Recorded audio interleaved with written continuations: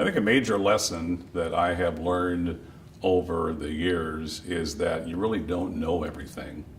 And sometimes you think that you do, but you really don't. And I think another lesson that is connected with that is that in this activity, you better get used to the fact that you're going to lose. And I know that there's a question in there about what was my biggest surprise in coaching. Well, I've been coaching for 5 different decades. I retired in 2013. But I thought when I first started coaching that this was really going to be pretty easy. I have no background in speech whatsoever, and I coached for about 40 years. And I thought in the very beginning, because my background was all in athletics, that I loved competition, and my friend Glenn Percival got me involved in doing some coaching at Chesterton High School, and I was there for 31 years.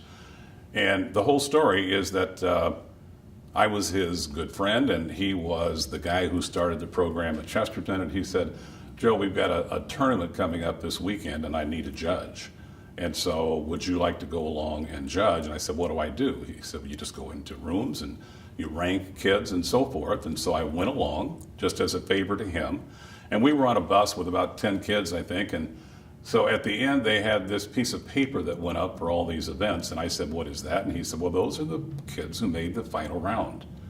And I said, well, none of our kids are up there. And he said, yeah, this is really tough to do. And I said, well, you know what? If you're going to do it, you ought to do it right. He said, well, if you think it's so easy, why don't you do it? And so I'm competitive, and so I said, okay, I'm going to try it, because I know, being a competitive person, I can win at this thing. And so I immediately got a kid, Terry Meska was her name, I still remember. This was in early 1970s. And we worked on an oratory of all events, and she immediately went into competition and lost. And I immediately quit, because I thought these people are all wrong. They don't understand my brilliance. And so after a while, I realized that I had to make some adjustments if we were really ever going to be competitive. But coming from a background where I knew nothing about speech, I had to learn everything on my own. And so that idea of you are going to lose is something that you really better get used to, because let's face it, most of the kids you impact in your speech career will be kids who don't really win anything, but the lessons that they learn in your activity are going to be very valuable and transferable. And so I think that's important.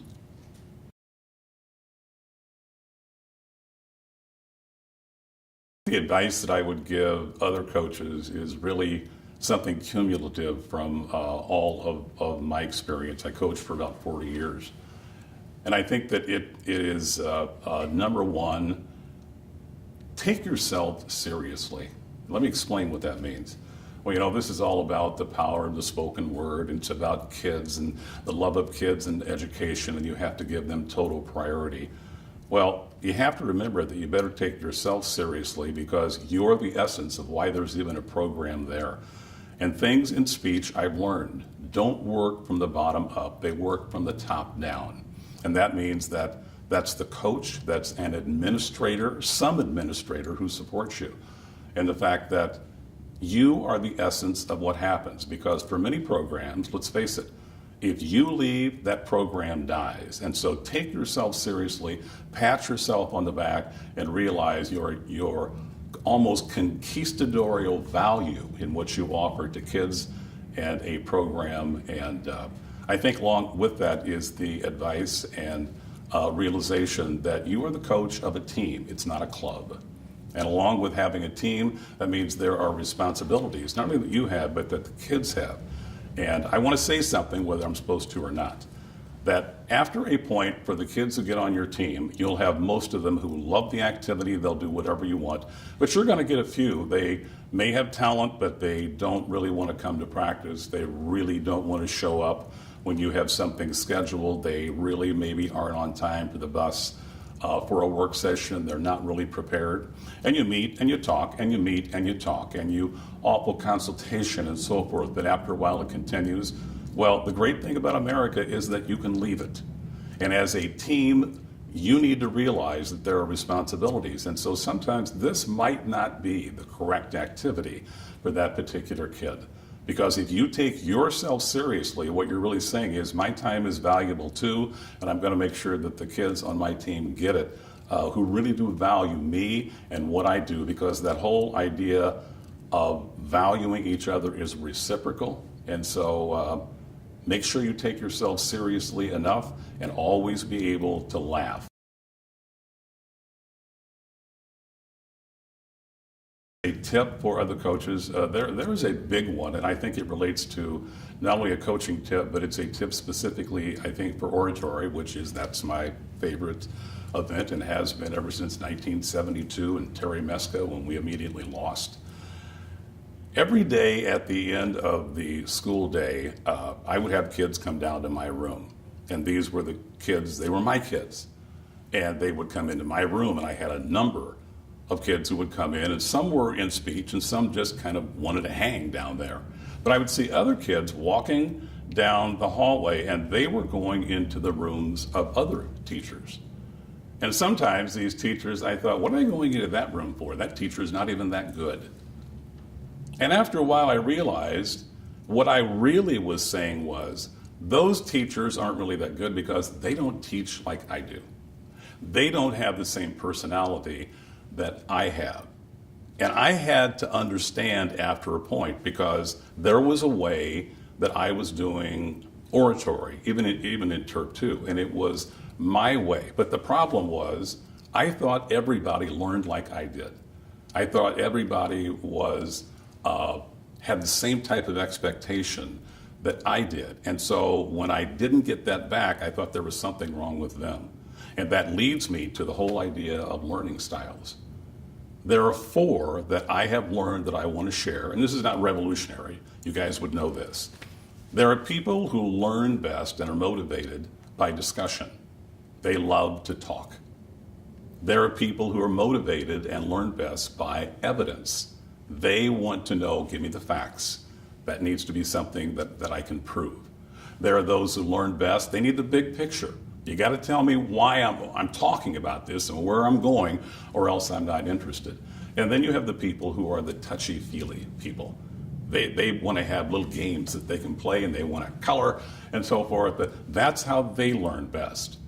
I had to learn after a while, not only to be a good teacher, but also to be a good speech coach, that you have to be able to deal with all 4 learning styles. And I'm really good at the kids and the people who want to discuss and talk, and I'm really good at the touchy-feely. But I wasn't very good at, let's do the evidence part, and what's the big picture right up front.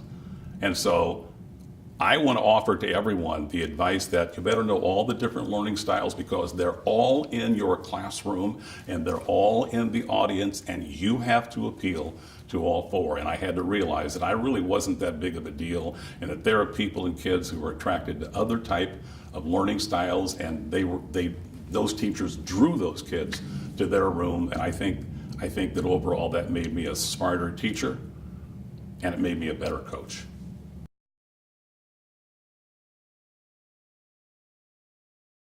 I would have a couple things to say. The first is, start small. I've had so many young coaches talk to me, and they immediately, when they go into a program, they want to do it all. And the fact is this, you can't do it all. In Minnesota, where I am right now, there are 13 different events. Well, you can't coach 13 different events. And so in the very beginning, particularly if you are the only coach in the building, you've got to kind of pick the areas where you say, I have a real bent, a real knack for that particular area. And so if you like, for me, it would be oratory and interp. There are some events like extemp or discussion. I'm not going to do those events because I'm not any good at those events. And so for a new coach, it would be pick what you're good at, what you have a comfort level with, and start there. Another piece of advice for a new coach would be in the same spirit, less is more. Sometimes doing less and doing it better is better than trying to do everything and as a consequence not doing it as well. If you are from a small program, you can say, it's tough to compete with the big kids, the larger programs. But the people who have larger programs would say the program is so big that sometimes you don't really get to spend enough time with kids to have them actualize their potential. And so there are problems everywhere. Always, at the end of the day, the end of a week, at the end of a season, look back and have some good news that you can feel good about for things that you did right. Because I'll tell you, as coaches, we often see what we do wrong, what didn't work, and where we failed, as opposed to, you know what, I was pretty darn good with that kid or in that particular area. And so for the young coach, every once in a while, give yourself a pat on the back, start small, and do it right, and see how things go. Give it a shot.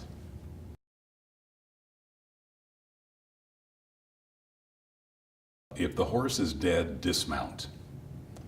And the whole point with that is that if the train of thought that you're on, or the practice that you are in, or the belief system that you have, after a while has proven to not work, you need to go in a different direction. And believe me, it took me a decade of coaching to learn that, because I thought it was my way or the highway, and everyone else had to make an adjustment. And guess what? They did not make an adjustment. And as a consequence, I had really, really good kids, sharp, talented kids at Chesterton. And we went to the national tournament for about 9 or 10 years, and we never did anything. And it just ate at me. What is wrong? Because I have talented kids, but when they're putting the postings up for the kids that are going on, most of the time my kids' numbers weren't up there. And so I had to have a realization, probably right at the beginning of the 1980s or so, that Joe, maybe you're doing something kind of dumb, and maybe you need to make an adjustment. And I did. There were some realizations that I had after that, and I changed what I was doing, both in content and delivery, and also in my own perspective of myself as a person, teacher, and a coach. And by the way, I want to make sure that I don't forget this. The greatest compliment that you could ever receive is to be called a good teacher. Every one of us in coaching is a teacher. We're not a professional coach. We are a teacher. And I'm not only talking about the classroom. If you're a crossing guard, you are a teacher. If you're a policeman, you are a teacher. Obviously, a parent is a teacher. And so I think that idea of when the horse is dead, dismount. If what you're doing doesn't work, well, it worked for my dad. Well, you are not your dad or your mom. What about this situation for that particular kid, and what's going to work, and you might have to make a change.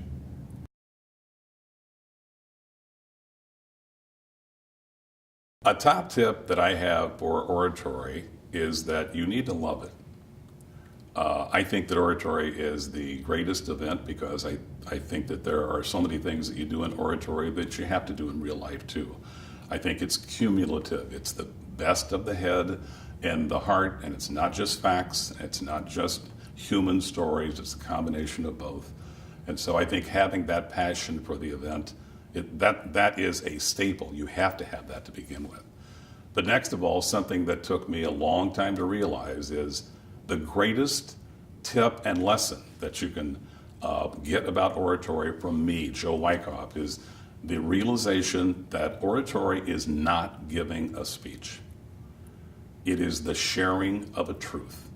And there is a big difference between getting up and delivering a speech and standing up and sharing a truth. The first is something that is pragmatic. You can do it, it's words, you have eye contact and delivery, things and content and so forth. But if you're sharing a truth, that means you're giving me you. That means there has to be a vulnerability. Because let's face it, there are only two things that matter about whether it's in personal relationships or in oratory. Number one is I like you, and number two is I believe you. And that whole idea of ethos and likability. And next of all, the idea of sharing something that you take really very seriously, and I believe it. That's the greatest compliment. I think if politicians would maybe understand that, they may get elected more.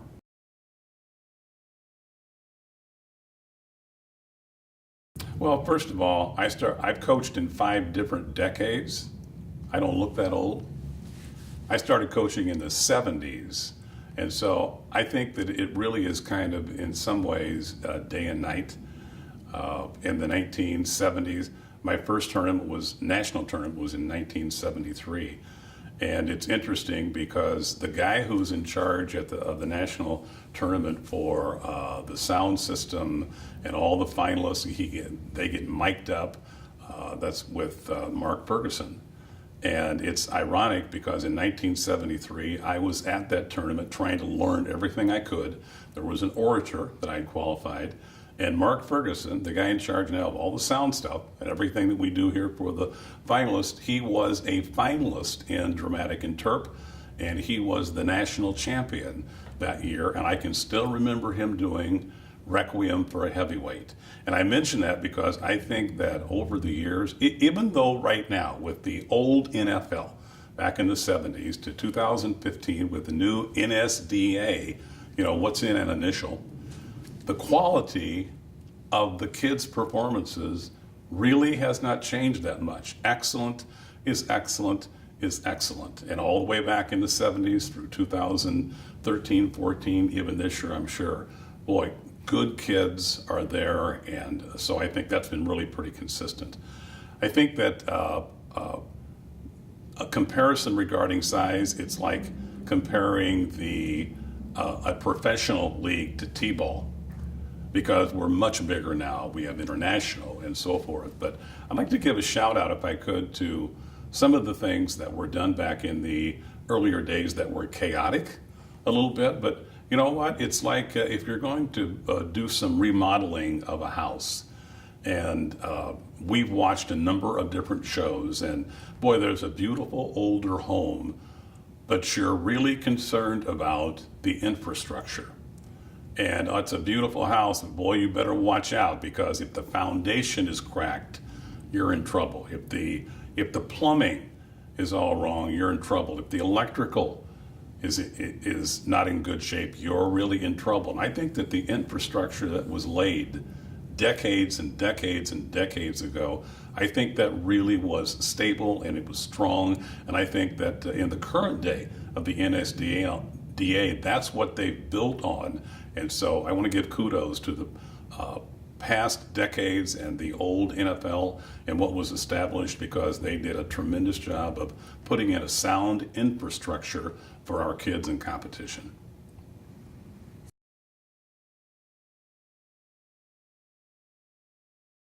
When I think back over the 40 years that I coached, I think that there are probably a couple things that I'm the most proud of. The first thing would be that Shakespeare said that when I've lost my name, my reputation, I've lost the immortal part of myself.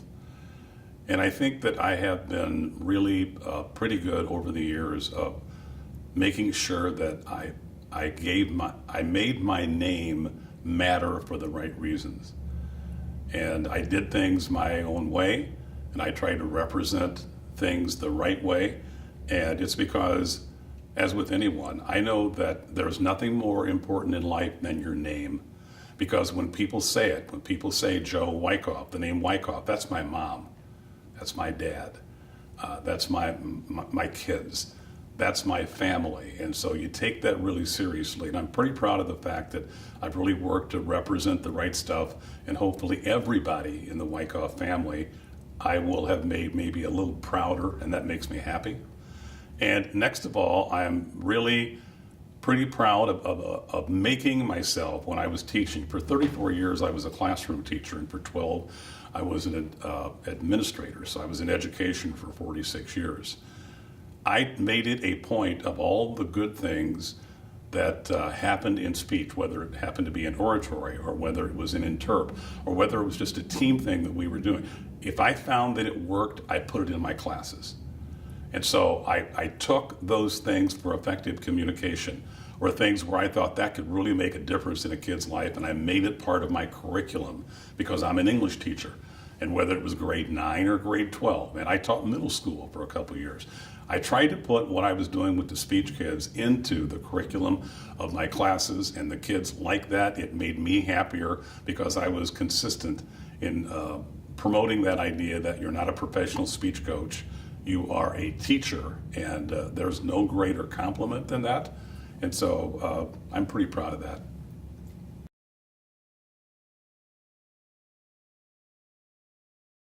Well, first of all, being around a lot of really talented kids. It's amazing how many good kids can make coaches look really good. So getting the right kid, I think that was critical. So my compliments to the kids that I've had over the years. But I think that it's really important for oratory, the way that I've coached it and the way that I've gone about it now for decades, to have kids, recruit kids for that event who believe as you do.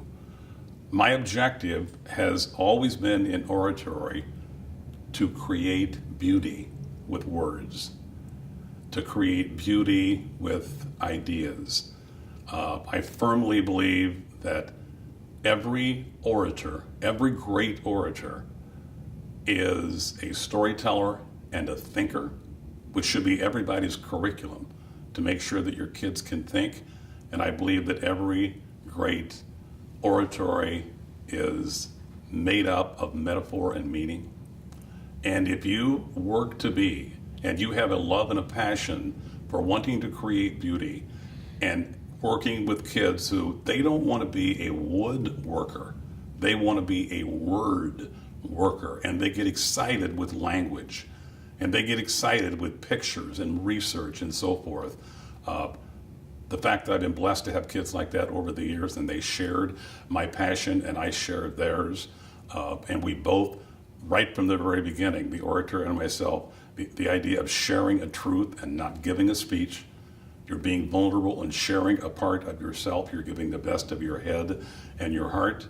I think that is when a kid can't wait to go into a round, not to give a speech, not to get a rank, because we've always said when they're doing postings, if your number is up, you go on. If your number is not, go eat. You can't live and die on a ranking from a judge, and so there has to be the larger truth. Promoting with the kids the idea of macro and micro, that for every little picture, there's a bigger picture. What is the real truth? For a piece of evidence, there could be a number or a statistic or a percentile, whatever. Well, what's the real truth? There has to be a larger picture beyond that. And there are kids who get in oratory so excited about drawing that larger conclusion, and they're passionate about wanting to share that. And that's why when you see some kids in rounds and you say, man, that there was just something about that kid. I liked him, I trusted them, and they were so genuinely passionate about their message and they cared if I got it or not. Well, that's what makes me still love oratory, and why I think that some of my kids have had some success. And so once again, I'd like to thank them for making me look good.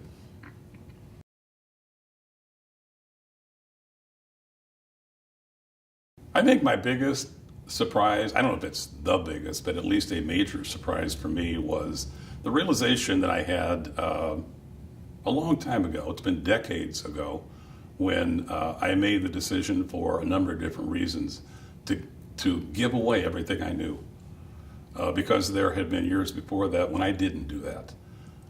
If you had something and it worked, you keep it to yourself, and you don't share and you don't give because you're against other competitors. And I found that when I simply said, you know what I know, you want to know it, I'll tell you. If there's something in oratory, you want to know what is that section that you do in these pyramids or inverted pyramids that you talk about, what is that? I'll tell you. I'll tell you what I do. I'll tell you how we come up with that. I'll tell you how we got to that particular type of a format. What is meant by a heart story or a head story? What is meant by the just talk section, because people had a problem with that. I'll give that away. If you want to know in a cutting how I do a cutting, or what method do I use, I'll tell you. And here's the part that's surprising. If you think, well, I don't want to really let people know what I do in competition, because that will make you less competitive. Your kids might lose because now you've given away your secrets. The real surprise to me was that I found, and it wasn't intended, I had more success after I started to give it away than I ever had before that. And in addition to that, I experienced a level of joy. That's a cool word that I hadn't experienced before. And so that was a very welcome surprise. And I advise the people who might be listening to this to do the same thing. It'll make you feel good because it's the right thing to do. And that's my advice.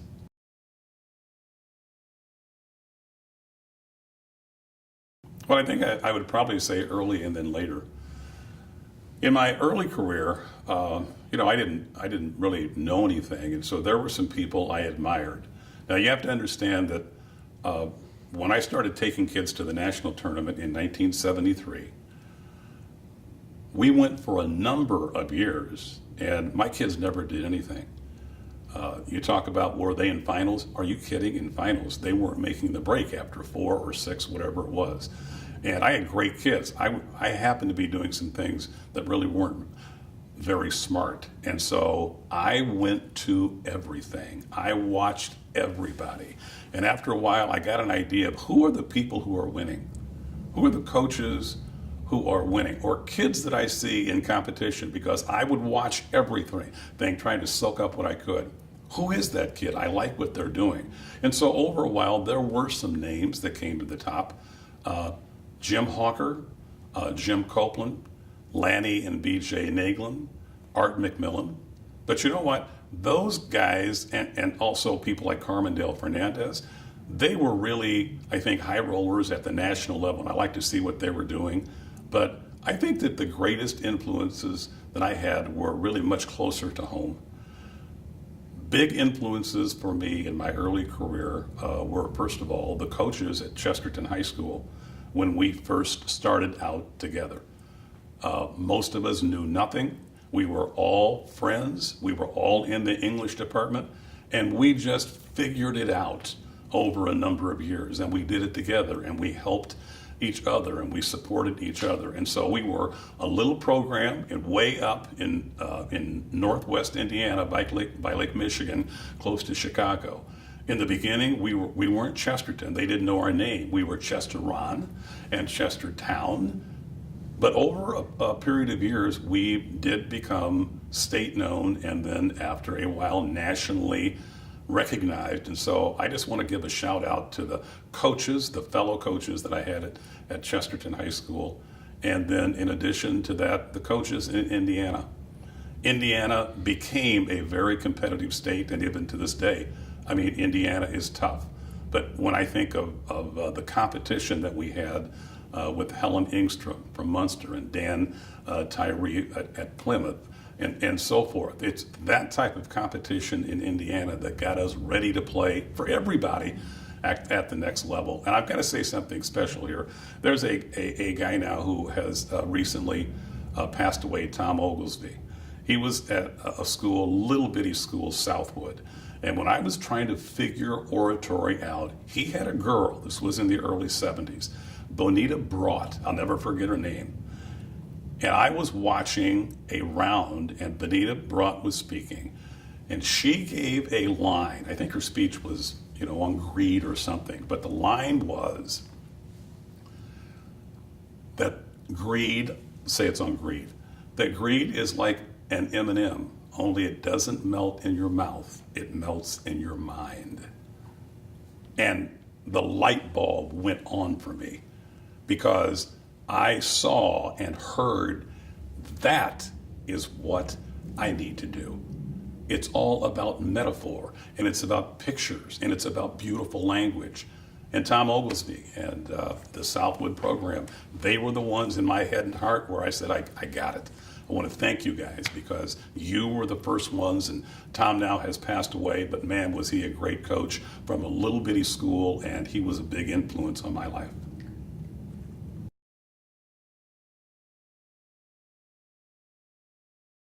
Moving from being a classroom teacher to an administrator was revealing.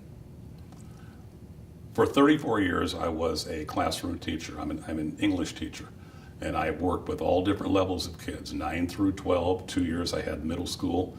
And if you have a flat screen TV and you want to put up in your house, don't call me. You have a problem with your car, with the engine, don't call Joe Wycoff because he does not know what to do. And, what good are your friends if you don't use them? I'd have someone else do that for me. But the one thing that I can do in life that I love is teach.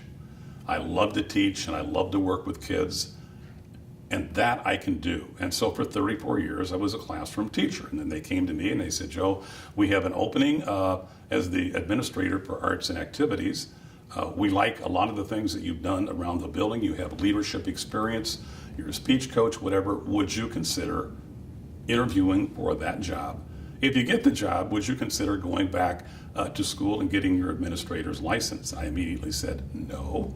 Well, there was a position that they had called a TOSA, Teacher on Special Assignment. Well, the bottom line is that I thought, because testing, state testing, was involved in that too, I thought, after talking with my wife, Pam, maybe this is something that I should do. For 34 years, I've done something else. This is a new opportunity. It's a new experience for me. I'd like to see if maybe I can do it. It's much more money than the classroom teacher is making. And so, yeah, I'm going to give it a shot. And so for 12 years, I was an administrator and I wasn't a teacher. That was a mistake. And the reason is this. Everything that I was good at in school, I no longer did. I wasn't around kids, I was around a different group of people. And there's nothing wrong with that group of people being an administrator. It's just that I didn't fit. And so the lesson from that for me overall is this: know what you're good at. And sometimes if you're good at it and you love it, stick with it. You don't necessarily have to make some type of a change, because I entered into a world where that was not my world. I'm not an administrator. I wasn't good overall at that stuff. And in the end, I wasn't happy being in education. And by that time, if I wanted to go back into the classroom, I could have done that, but I would have had to bump a younger teacher, and I didn't want to do that either. And so it really did put me in a type of an educational quandary.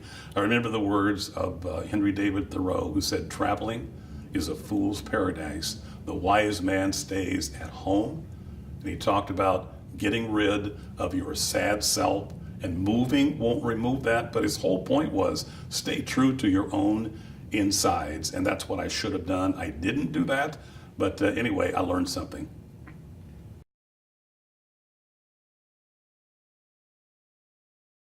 Well, I'm an Indiana native, and I was born in California, but I lived, my life for 31 years. I taught at Chesterton, and so I'm an Indiana kid.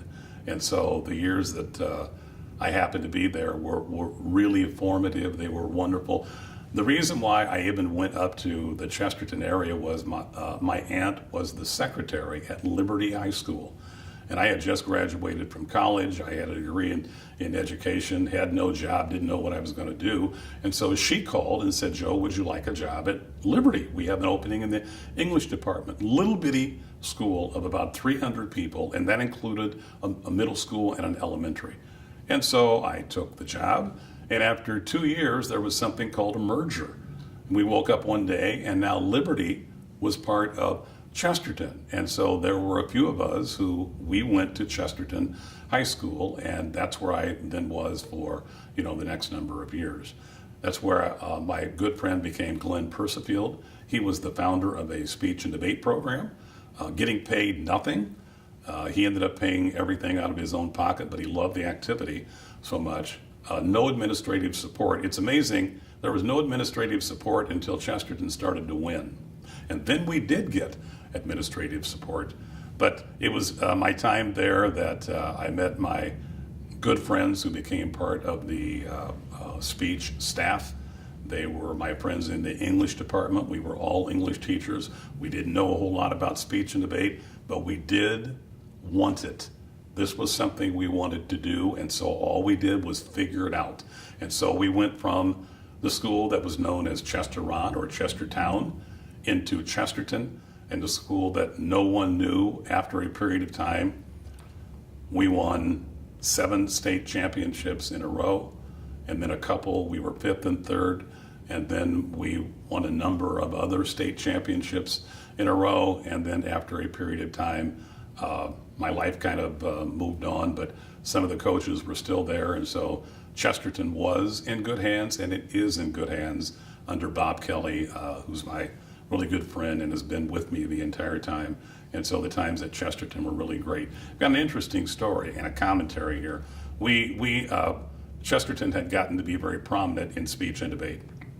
And we had pictures of our winning teams in the main lobby of the school. And this was after the first, 9 years or so, when we had started to do well and be named Indiana State Champion. There's only one division.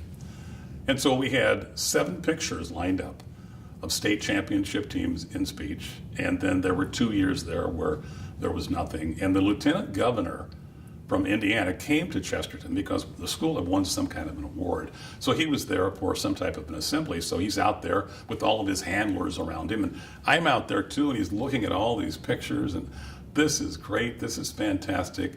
But when he got to the end, the main question that he had was, what happened those other 2 years? And the commentary with that is that too often we look at what didn't go right as opposed to celebrating what did go right. And so what do? You have to laugh about it. I wish he would have stayed around because he would have seen some more in the following years.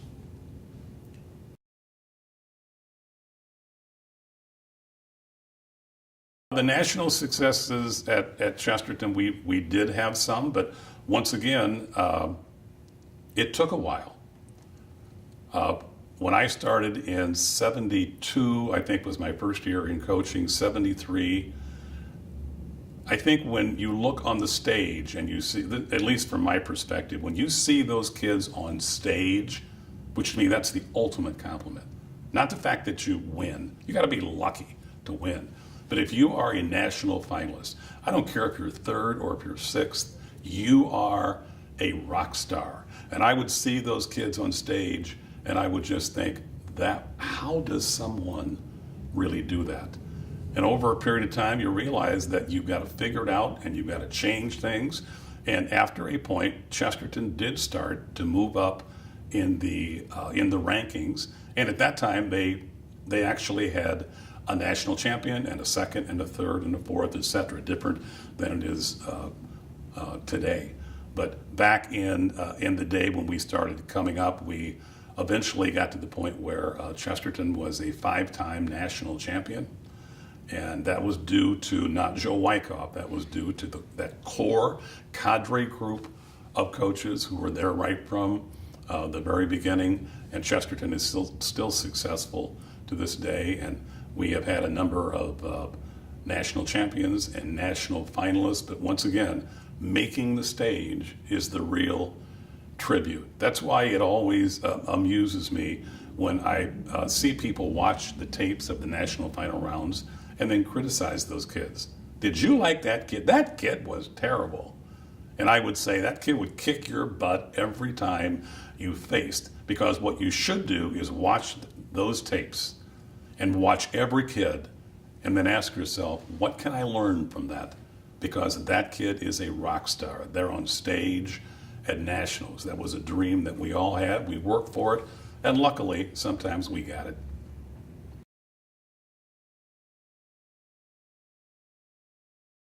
Well, when I went to Apple Valley, that was all a result of, I had been at Chesterton for 31 years, and really, quite frankly, there was nothing left for me to do there.